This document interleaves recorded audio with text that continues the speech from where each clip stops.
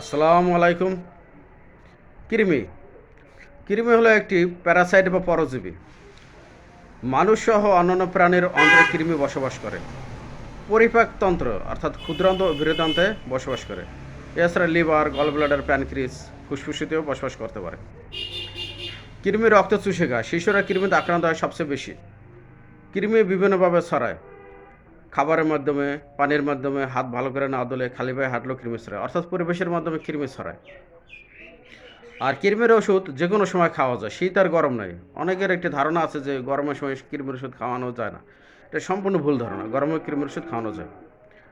শিশুদের ক্ষেত্রে অর্থাৎ 2 থেকে 5 বছর বয়সী শিশুদের ক্ষেত্রে প্রতি 3 মাস পর পর কৃমির ওষুধ খাওয়া উচিত।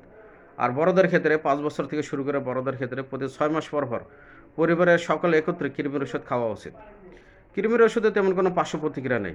একটু বমি বমি ভাব বা অনেকের ক্ষেত্রে লুজ মোশন হতে পারে, এটা সবার ক্ষেত্রে না।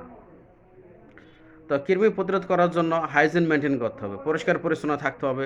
খাবার আগে হাত সাবান দিয়ে ভালো করে ধুয়ে নিতে হবে। টয়লেট বাথরুম পরিষ্কার পরিচ্ছন্ন রাখতে হবে। আর বাজারে বিভিন্ন ধরনের কৃমির ওষুধ আছে, যেমন প্যারেন্টাল পামোয়েট গ্রুপের আছে, যেমন মেলফিন, ডিলেন্টিন। আবার অ্যালবেন্ডাজল গ্রুপের আছে, যেমন অ্যালবেন্ডিয়াস, অ্যালম্যাক্স।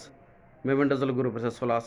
তো আপনার জন্য কোনটা লাগবে এটা চিকিৎসকে নির্ধারণ করে দেবে এবং কীভাবে খাবেন। সবচেয়ে বড় কথা হলো হাইজিন মেনটেন করতে হবে, পরিষ্কার পরিচ্ছন্ন থাকতে হবে। টয়লেট বাথরুম, খাবার আগে সাবান দিয়ে হাত ভালো করে ধুতে হবে। খালি পায়ে হাঁটা যাবে না। স্যান্ডেল জুতো স্যান্ডেল পরে শিশুদের হাঁটানো অভ্যাস করতে হবে। তো ভালো থাকবেন, সুস্থ থাকবেন। আল্লাহ হাফেজ।